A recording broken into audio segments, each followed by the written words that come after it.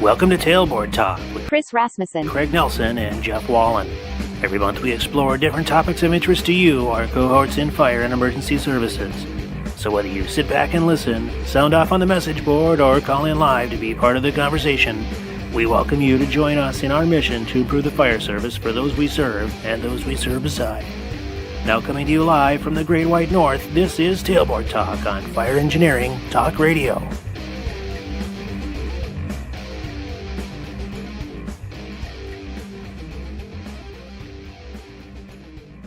Hey, welcome to Tailboard Talk for Friday, July 18th. This is Jeff. This is Craig. And Chris. And did you know that it's raining in the Great White North today? It smells a little campfirey, not a lot, but a little bit. And it's in the 60s right now. It was in the mid-80s yesterday. So we're kind of jumping up and down all over the place. Yeah, it's been an interesting summer, interesting year, interesting decade. I don't remember ever having this much smoke. Really, I don't even remember it that long ago. Maybe we had it years ago, but it's been the last 5-6 years. Yeah. Mm-hmm. Getting some wildfire smoke from Canada. Mm-hmm. Thanks, eh? Appreciate it, buddy. Yeah. So anybody listening who wants to go up there, how would that be awesome? Yeah, there's plenty of work. I'm pretty sure. Yeah, they have quite a few fires going up there. Yeah.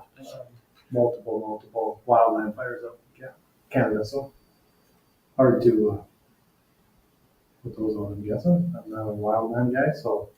We've been fortunate in our area. We're pretty green around here. Yeah. We've got a fair amount of rain. Kind of interesting. You don't have to go too far north or south, and they're pretty dry. So yeah, we've been kind of in that lucky zone for getting rain and not having that worry real close to home here. What's the problem? Everything's fine here. Have you seen the mosquitoes? I'm not too happy about them. No, I like to come on and visit. Yeah. Chase you around the yard. Nothing better than standing on the boulevard of a house fire and just getting lit up by mosquitoes. No, weather's been tricky this year. Up and down. So we get the highs and lows, which I guess you'd expect from this part of the country, but you think it would stay a little more consistent. I heard San Diego's pretty consistent. Probably head there. Yeah, the housing market though, ooh, no, tough. Well, let's not get political, Joe. Happy. I think it's the housing market everywhere. Yeah, you bought a house lately? No, I haven't. I'm glad I bought when I did. It's not quite matching my salary. Glad I bought a house 30 years ago.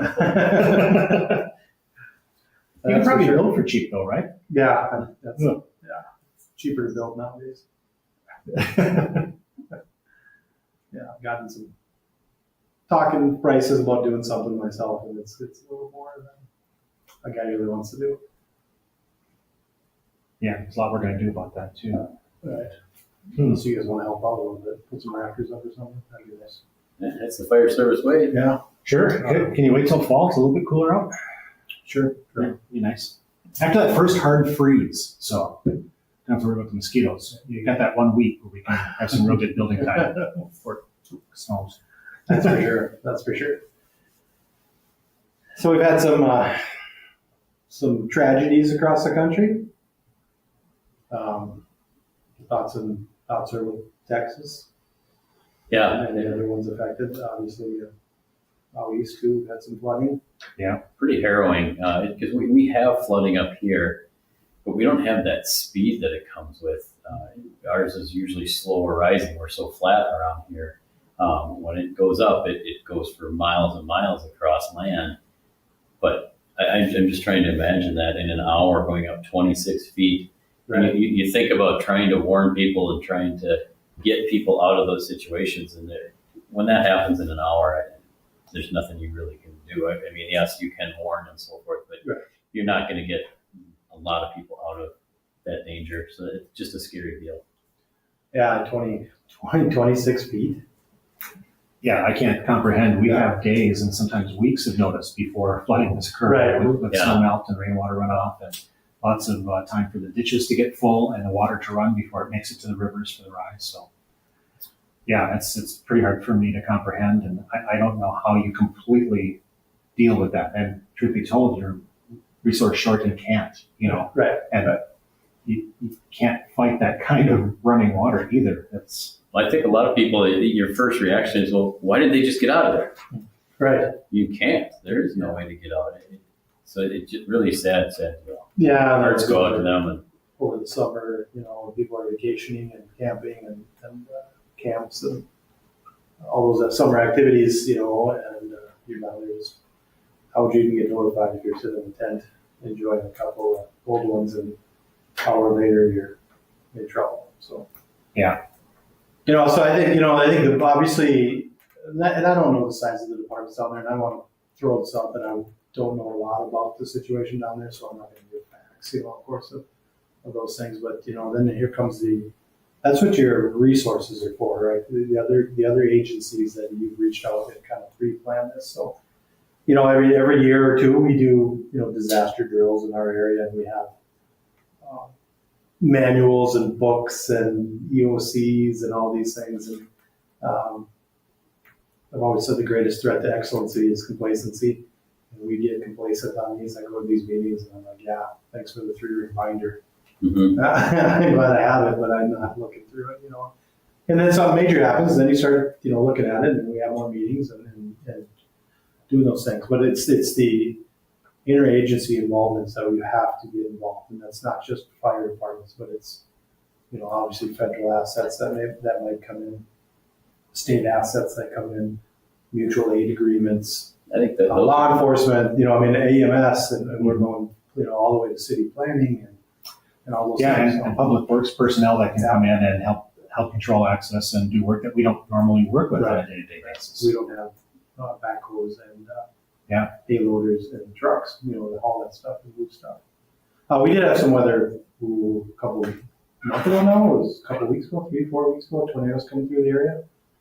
We don't see a lot of tornadoes up here, but there was a day or 2 or 3 days in a row that we had some tornadoes in the area.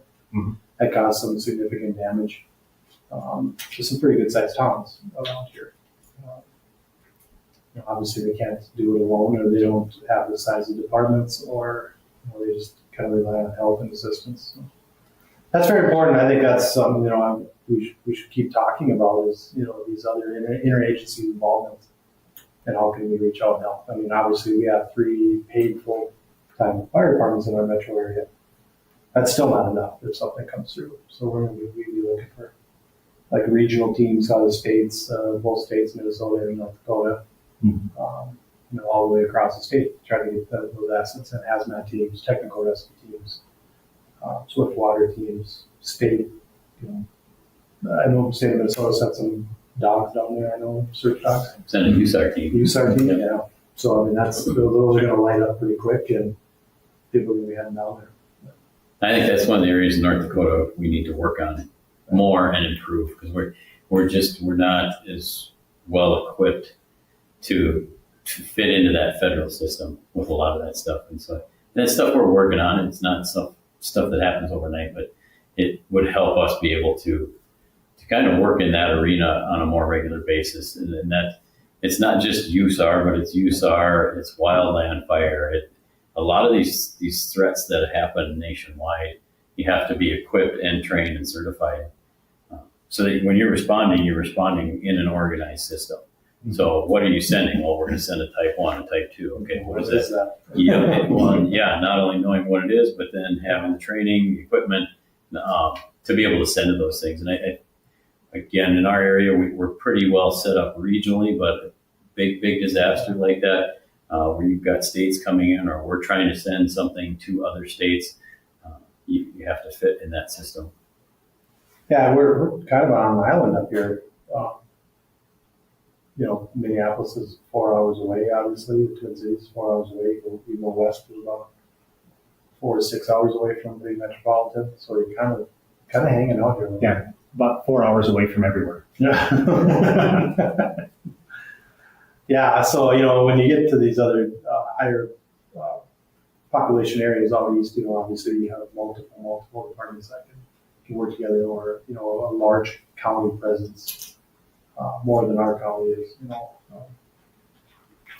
but it's important to form those relationships. And we do drills all the time in town, disaster drills, airport drills, Asher drills, mutual aid fire drills, it's to get working with the other agencies, which is extremely important because we all realize that we can't be out there by ourselves and trying to get things done.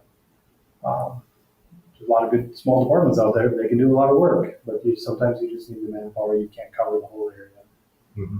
You can't do that. Yeah, and the state of Minnesota has a mutual aid network through the state fire marshal's office. So if other assets outside of your area that you don't have a mutual aid agreement with, there's means to get them. There's reflex time to make that happen, but they've got it set out in different regions of the state. So there were some tornadoes and wind damage that went through the town of Bemidji, and they were looking for 4 Type 1 engines to be able to come in to assist while they were trying to recover. And it was through people who already knew people making the contacts back and forth between departments to see if they've got crews that they could send out to this statewide request. And in a couple of the cases for 2 of the engines, they had departments that I can supply an engine, but I don't have enough people. We've got people, but we don't have an extra engine to send out of town. And they were even pairing up small departments to put one working crew together to head out to Bemidji in pretty short order, like within 1 to 2 hours of having crews on the road. And that doesn't happen without people knowing people ahead of time, because these calls are being made cell phone to cell phone, from one chief to another who knew each other. And if you had to try to stand that kind of a system up while an emergency is happening, it's bound to fail. You've got to have those working relationships ahead of time. They do make a big difference. Yeah, and I can tell you, help is on the way 2 or 3 days from now. By the time you fire up a USAR team or you get the governor to sign off on something, so you have, at least a 24-hour probably minimum period where you're kind of John Wayne it out there a little bit and trying to get it. Bemidji took a pretty big hit up there. My son actually lives in Bemidji, and I always said he wouldn't wake up to a tornado. Well, he did. He actually did wake up. So, and that hit around midnight or so, 12:30 at night. And most people aren't really expecting it. So, but you could see these storms coming, so that helped. Maybe get some pre-warning going. But yeah, and in the case of a couple of the small towns in North Dakota that suffered damage in that same storm system, I know there was some public criticism, wondering, well, why didn't the governor call out the National Guard to come to assist with recovery efforts? And in that small town, he was in contact. I'm not sure if he was on the ground there after or not. I really don't know one way or the other. But he gave a great explanation on the radio that I thought was really fitting. The community knew that outside resources to help them recover, to get the streets open, to get basic services going again, were going to be days out. Yeah. And so they pulled together, neighbors helping neighbors, and then farmers in the area coming into town to help get the town back up again. By the time the governor could have had National Guard units there in town, the major cleanup that needed to happen was already done by non-traditional community pulling together. Right. Since they didn't, you didn't have those other resources available, everybody came up with chainsaws and their equipment to help just move things around in the town, and so that basic EMS, basic water, basic supplies could get through to everybody. So that's kind of interesting, and I've never lived in New York City or LA or anything like that. I'm not sure how Doesn't show. I don't know how that community spirit would be. We couldn't tell. Yeah. Pretty good. Maybe it was the that you get through in there. So I've never lived in those big cities. I don't know how growing up, our neighbors help neighbors. I'm sure some of that still happens in those larger cities, but not to the extent where the farmer brings his tractor to town, So that helps clear do some of those things. Yeah. Or it's not readily available in an area, or it's not a farming community, or so. I'm sure there's construction companies, all kinds of things that would come out and give hands. But that's just then trying to organize that. It's hard enough organizing our own guys sometimes. Now you have to organize volunteers, and then you got to get people to do that, and have check-in areas and shelters, and all those things come into play really fast. And I think in our area of the world, we don't have a lot of these. We have large blizzards that shut the city down for a day or so, but we don't have these large incidences like we saw across the country just recently. So we kind of get complacent on it sometimes. It's like, wow, we'll just deal with it. And a lot of stuff, but a lot of our funding has come from large events across the country. So, obviously there'll be some studies on these natural disasters, and that'll implement some change across the board probably. How to activate things maybe a little better. We always kind of learn new ways or things that went wrong, just like everything we do. So I hope, number one, my thoughts are with everyone down in those areas. I know there was some loss of life, and that's never easy. I just hope we don't ignore it and we learn from these things, and maybe get some different warning systems, something like that. I don't know. I don't even know what that looks like. Mm-hmm. Yeah. I've always said I don't want to be involved in ever having to say I didn't see that coming, Right. or that never happens here. And that's, I think, our job in the fire service as public safety officials is to plan for that stuff, plan on it happening, and when it does happen, then hopefully you have your personnel that are both trained and equipped and ready to respond to that stuff, not taken by surprise. Because a lot of this stuff is it's not a matter of if, it's when. Like you said, it's easy to become complacent because it doesn't happen often. And that's where we go down that road of, I didn't think that would ever happen. Well, that never happens here because it maybe never had before. Right. But I want to get out ahead of that stuff and make sure that we're ready. We've had a few things around our area that were close. Yeah. Maybe stopped before bad things happened. We got kind of lucky on that. We have our large events just like every other community does. We have street fair coming up this week. I can't remember the number. They threw a huge number there. Yeah, where people visit that. So a big target, so we have to be pre-planning. We do drills, we do things like that, but when all heck breaks loose, how that goes. So hopefully we revert back to our training. It's an all hands on deck. It's an all alarm. It's all call departments. It's everybody if something like that starts going bad. Yep. And so some of the keys are not only planning ahead of time, but event planning ahead of time for the disasters if something is going to happen at that event. So you've got a lot of those things, either resources pre-positioned or the plan for what we're going to do when that resource is needed. But a lot of simple things like setting up the proper type of access control and having the proper personnel in town should something happen, even if they are not on duty, it can make all the difference. The way events are planned now are very much different than the way they were being planned 20 years ago. Right.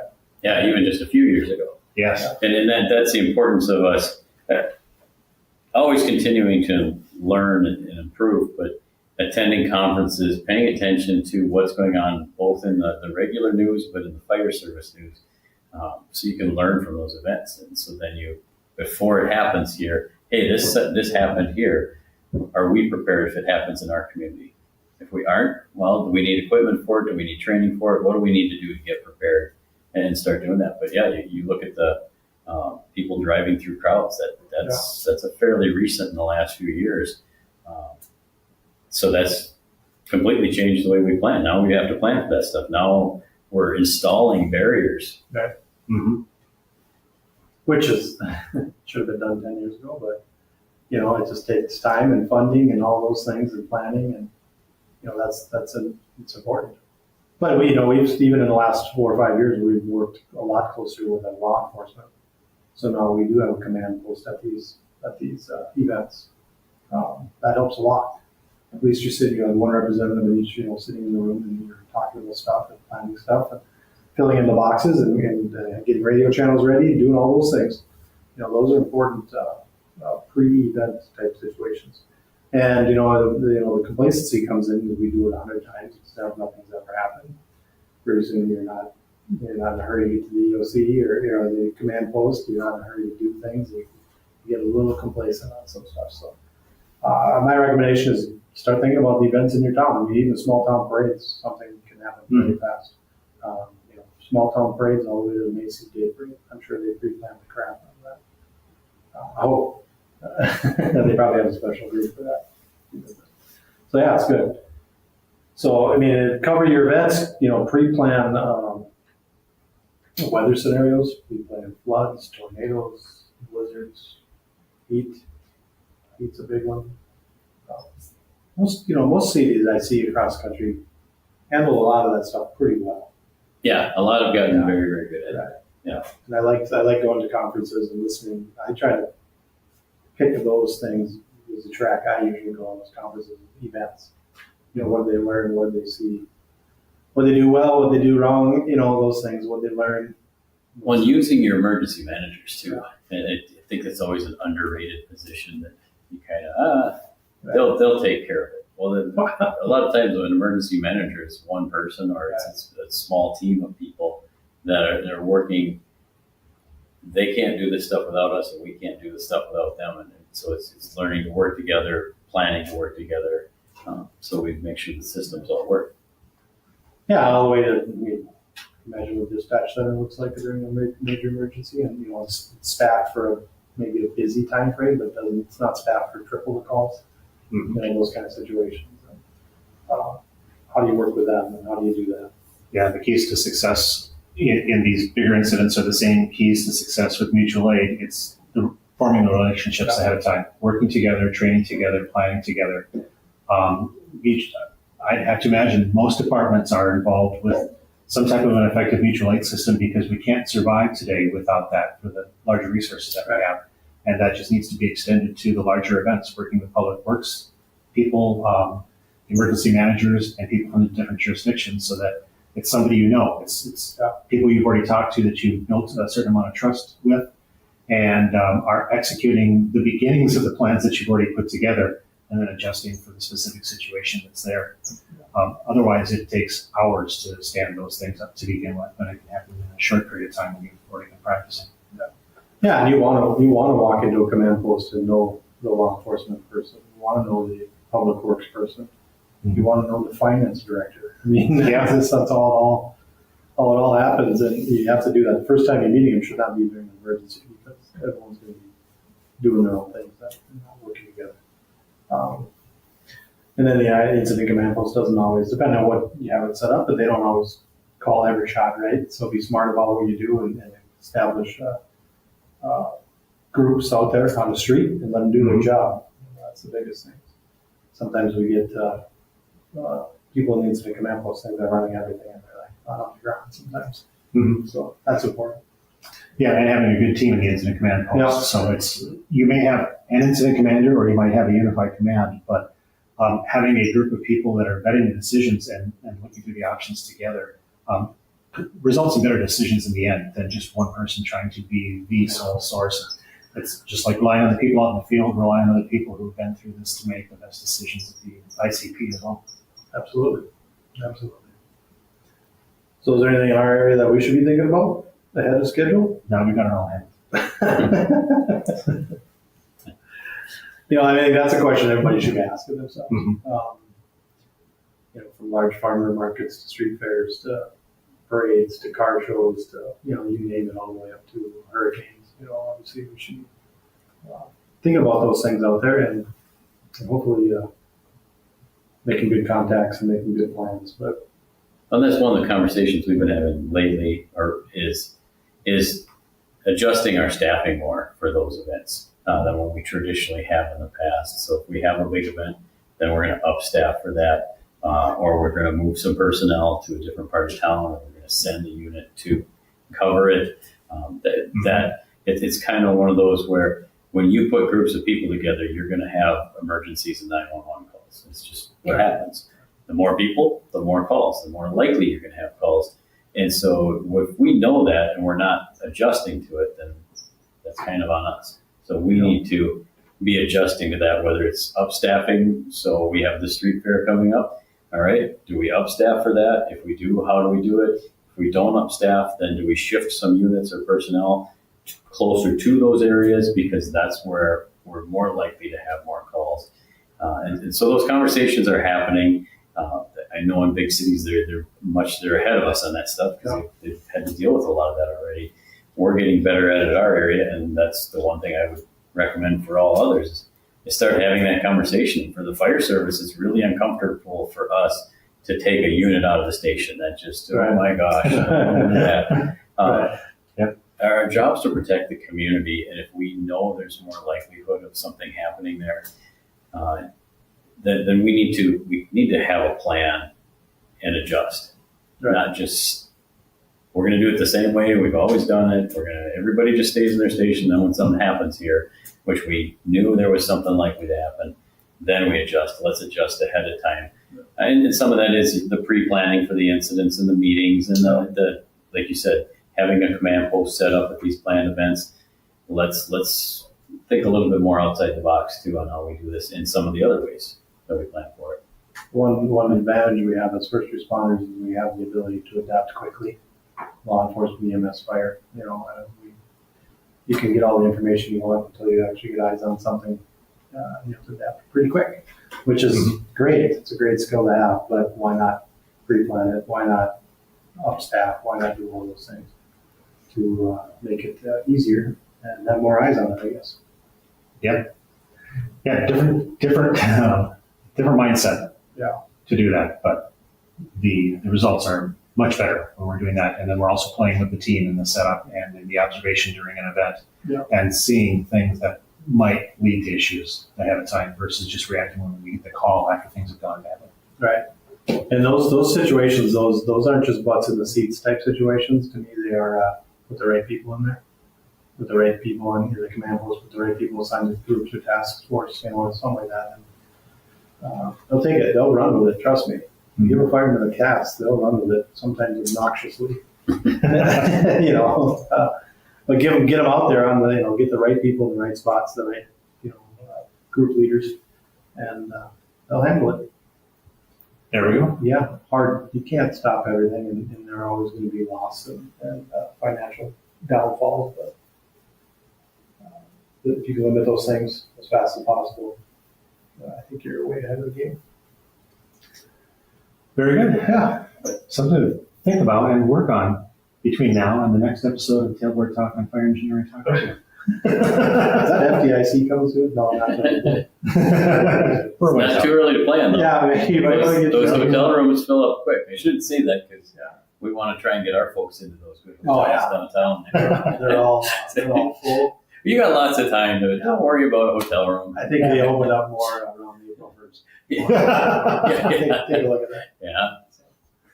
Well, good. I like to say our thoughts and prayers are out with those victims of those natural disasters across our country at this time. We're here, we're behind you, we support you, thinking about you. Yeah. Very good. Be prepared. Be safe. Have a Be good one. safe. Good night.